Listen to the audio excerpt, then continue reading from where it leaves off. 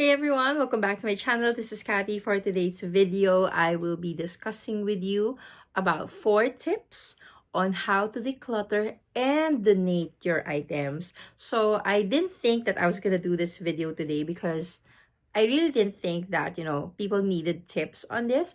But apparently, a friend of mine who I donated some stuff to said to me that this was actually the first time that they received decluttered item or donated item that was super duper organized. And she said, gawa ka ng YouTube video about this, please. So, here we are. If you don't know me yet, my name is Kathy and I share tips about life. I also do unboxings, quick reviews, and I just try to, try to improve someone's life, even just one, with all of my videos that I have been doing recently. If this is something that is of interest to you, please go ahead, subscribe, like, comment, and share. Any kind of interaction is super appreciated by small YouTubers like myself.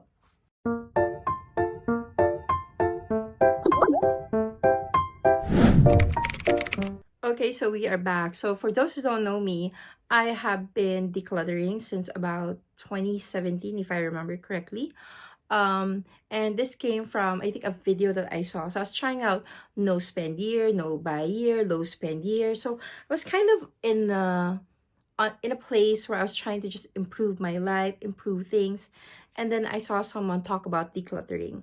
And I realized, oh my gosh, I have too many stuff. So I was very lucky and blessed that there were brands sending out things to me. And then my mom was, safekeeping them. Unfortunately, it was to a certain degree of hoarding in a way. And then I realized my office had no more walking space. It was just items from top to bottom. And I'm not boasting about this, okay? I'm just talking about what happened that pushed me to declutter. And so one day I sorted things out. I sorted my notebook collection, my pens, and all of that. And I realized I had over 400 notebooks. I had a 30-liter mega box of gadgets. I had too many stuff. So I started decluttering and people were telling me, sell it, sell it, sell it. But I just didn't feel, it didn't feel right for me. Okay, again, it's just me. It didn't feel right for me to sell them. So I did not. What I did was I shared them with people who needed it. I gave some to charity and to all of that. And I made mistakes along the way. And initially, I'm gonna admit it, initially I was like, I'm already giving them stuff. Why do I have to sort it out? And so I would just send stuff and all be bundled. And eventually I realized, hey, wait, they're gonna have a hard time sorting things through. Anyway, I'm already cleaning up and decluttering. I can kind of organize things. And so that's what I've been learning to do. So when I have things, okay, so the first thing is wrap things up if you can. And if not, it's no judgment. This is for people who have the means and who have the time, okay? So again, this is no judgment. We are not judging anyone. We are just giving tips on how perhaps we can improve the donation process, just so that people who actually receive the donation will be able to utilize our donation and they will feel, I don't know, happier when they actually receive something.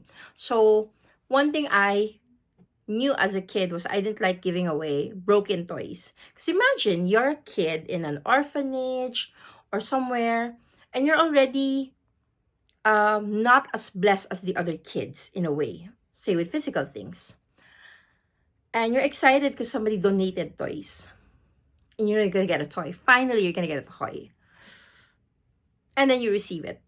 And it's dirty, it's super broken, or it's just really worn out. They say beggars can't be choosers, but the ones donating, you can be a bit more choosy when donating. I feel that since they already can't choose, they're at your mercy, then have mercy. Give them something that they can actually use and love. Make sure that it is pre-loved. Love, but love well, not love abuse, overuse, misuse. Okay, so the first thing that I do is I sort things. And for example, there was this Jollibee stuffed toy. It was still intact, but it was dirty. Like it had dust. I couldn't get rid of the dust. But it wasn't broken or anything. And I heard that sometimes the people who work in the trash industry, they see something like that and they actually know of ways and means to wash off the dirt. So I saw that this was dirt that could be washed. So what I did was I actually placed it in a plastic, put it in tapes so that it's kind of sealed before I place it in the dumpster outside our house. And what we normally do is anything that we feel they may have use for, we put in a separate like pile. And we tell them, Kuya, baka this is something that you can use. And if not, then, throw it out. But we give them that option. So another thing I did was I had a garage sale haul of Christmas items.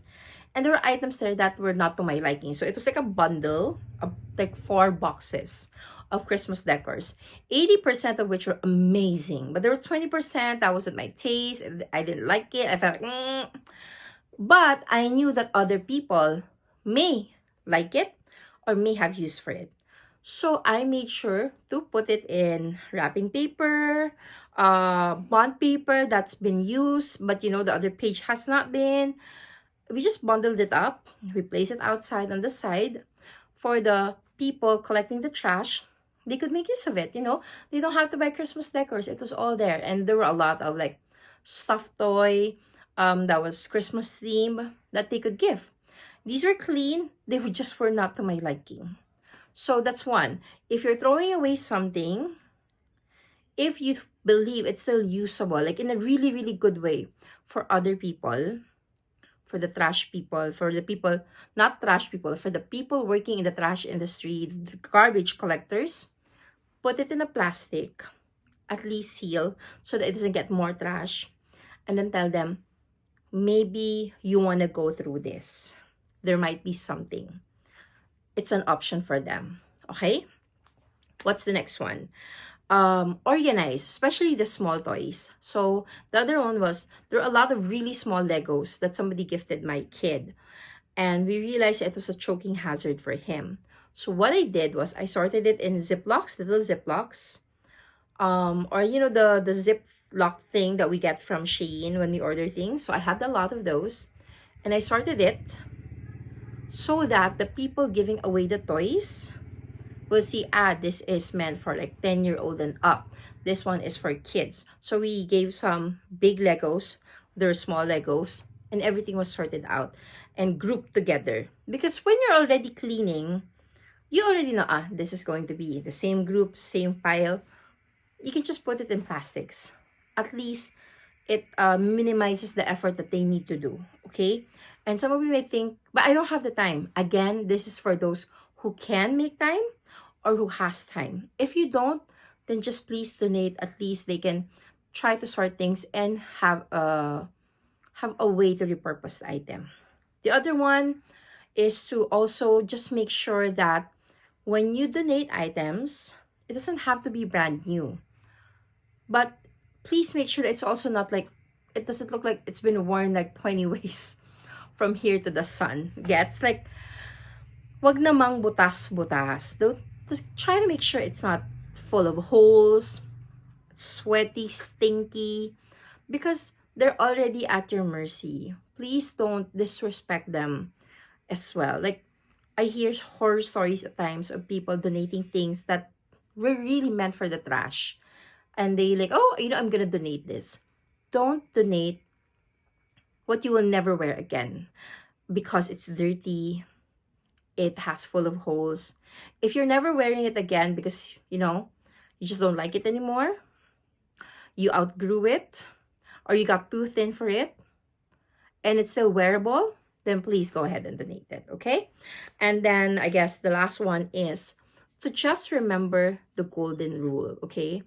Don't do unto others what you don't want others to do unto you. You don't want to receive a gift. So for example, you have a friend who has this collectible that you have been looking for, and they give it to you. And when they give it to you, it's broken, it's stained, it's really just not worth anything anymore. It's just, and you feel horrible about it. So that's the same thing. We don't want the people we are donating to to feel that way.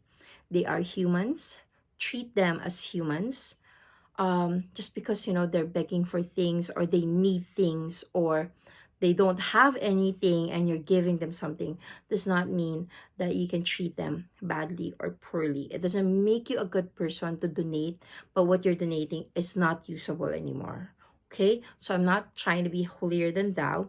I'm just maybe hoping that, oh, some of you would go, oh, okay, we can do that. Okay, so remember, if you're throwing something out because you feel like